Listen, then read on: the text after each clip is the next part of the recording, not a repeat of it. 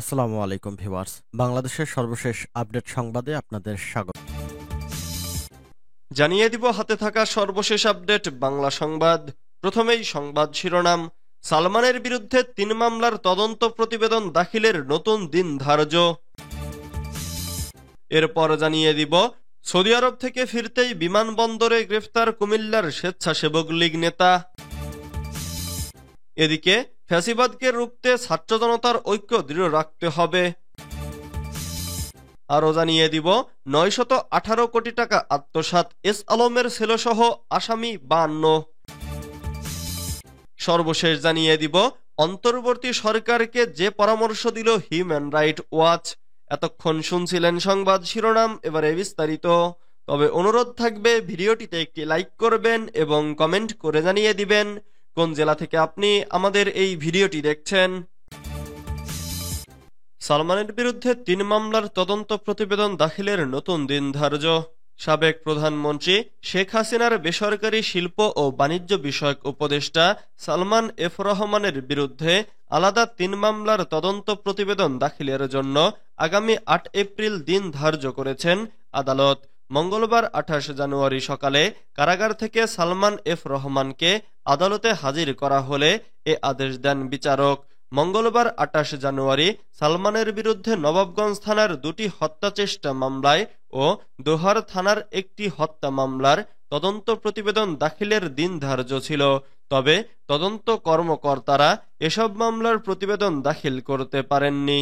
এজন্য ২টি হত্যাচেষ্টা মামলায় ঢাকার সিনিয়র জুডিশিয়াল ম্যাজিস্ট্রেট ভিক্টোরিয়া চাকমার আদালত ও হত্যা মামলায় ঢাকার অতিরিক্ত chief judicial magistrate A K M মহিউদ্দিনের আদালত তদন্ত প্রতিবেদন দাখিলের জন্য আগামী ৮ এপ্রিল ধার্য করেছেন। পরে সালমান এফ রহমানের হাজিরা শেষে ফের কারাগারে নেওয়া হয়। এর আগে ২০২৪ সালের সেপ্টেম্বর মাসে বৈষম্য বিরোধী ছাত্র আন্দোলনের নবাবগঞ্জ থানায় বিস্ফোরক আইনসহ হত্যাচেষ্টার অভিযোগে ২টি মামলা করা হয়। এছাড়া দোহার থানায় একটি হত্যা মামলা করা হয়। সৌদি আরব থেকে ফিরতেই বিমানবন্দরে গ্রেফতার কুমিল্লার স্বেচ্ছাসেবক লীগ নেতা।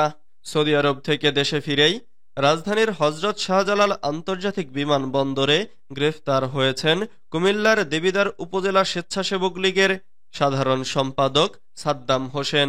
তিনি বৈষম্য বিরোধী আন্দোলন চলাকালে ২টি হত্যাসহ ৪টি মামলায় এজাহারভুক্ত আসামি। পুলিশের ভাষ্য, আওয়ামী লীগ সরকারের পতনের পর দেশ থেকে পালিয়ে গিয়েছিলেন সাদ্দাম। গতকাল সোমবার দিবাগত রাতে হযরত শাহজালাল আন্তর্জাতিক বিমানবন্দরে ইমিগ্রেশন পুলিশ তাকে আটক করে। এরপর তাকে বিমানবন্দর থানা পুলিশের কাছে হস্তান্তর করা হয়। সাদ্দাম হোসেন দেবিদ্বার উপজেলা সদরের উত্তরপাড়া এলাকার জামাল উদ্দিনের ছেলে। আজ মঙ্গলবার দুপুরে সাদ্দাম হোসেনের গ্রেফতারের বিষয়টি নিশ্চিত করে দেবিদ্বার থানার ভারপ্রাপ্ত কর্মকর্তা শামসুদ্দিন ইলিয়াস প্রথম আলোকে বলেন, আমাদের থানা থেকে পুলিশের একটি দল বিমানবন্দর থানায় গেছে সাদ্দাম হোসেনকে আনার জন্য। আজ ভোরে ডিএমপির বিমানবন্দর থানা থেকে সাদ্দামের গ্রেফতারের বিষয়টি আমাদের জানানো হয়। সৌদি আরব থেকে দেশে ফিরছিলেন তিনি। বিমানবন্দর থানা পুলিশ তাকে আমাদের টিমের কাছে হস্তান্তর করলে সাদ্দামকে দেবিদ্বার থানায় আনা হবে। আগামীকাল বুধবার সকালে তাকে কুমিল্লার আদালতে পাঠানো হবে। ফ্যাসিবাদকে রুখতে ছাত্র জনতার ঐক্য দৃঢ় রাখতে হবে।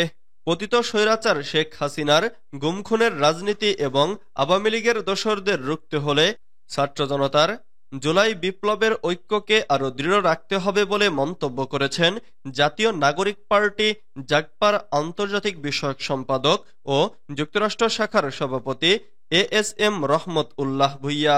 সোমবার ২৮ জানুয়ারি বিকেলে যুক্তরাষ্ট্র থেকে ঢাকার হযরত শাহজালাল আন্তর্জাতিক বিমানবন্দরে পৌঁছানোর পর সাংবাদিকদের সঙ্গে আলাপকালে তিনি এ মন্তব্য করেন।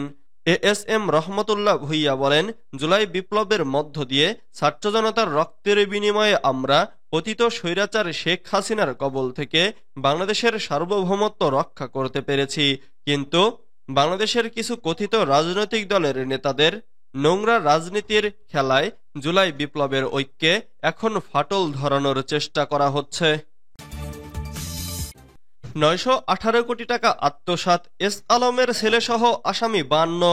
ক্ষমতার অপব্যবহারের মাধ্যমে এবং জালিয়াতি ও প্রতারণার আশ্রয় নিয়ে ইসলামী ব্যাংক থেকে ঋণ নিয়ে সুদাসলে 918 কোটি টাকা আত্মসাতের অভিযোগে ব্যাংকটির সাবেক চেয়ারম্যান আহসানুল আলম সহ 52 জনের বিরুদ্ধে মামলা করেছে দুর্নীতি দমন কমিশন।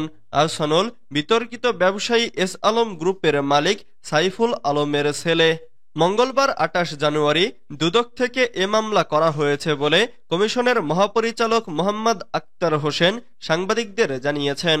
মামলায় ইসলামী ব্যাংকের চট্টগ্রামের খাতুনগঞ্জ কর্পোরেট শাখা থেকে 827 কোটি 42,15,425 টাকা, যা মুনাফাসহ 918 কোটি 57,54,718 টাকা আত্মসাৎ ও অর্থের প্রকৃত উৎস গোপন এবং স্থানান্তরের মাধ্যমে মানি লন্ডারিংয়ের অভিযোগ আনা হয়। অন্তর্বর্তী সরকারকে যে পরামর্শ দিল হিউম্যান রাইটস ওয়াচ। বাংলাদেশে একটি দীর্ঘমেয়াদী ও পদ্ধতিগত সংস্কারের প্রয়োজন বলে মনে করছে আন্তর্জাতিক মানবাধিকার সংস্থা হিউম্যান রাইটস ওয়াচ। এ কাজে প্রয়োজনে জাতিসংঘ ও অধিকার বিশেষজ্ঞদের সহায়তা নিতে ডক্টর মোহাম্মদ ইউনূস সরকারের প্রতি আহ্বান জানিয়েছে সংস্থাটি। সোমবার 27 জানুয়ারি হিউম্যান রাইটস ওয়াচ প্রকাশিত এক প্রতিবেদনে বাংলাদেশের অন্তর্বর্তীকালীন সরকারকে 3টি সুপারিশ করা হয়েছে।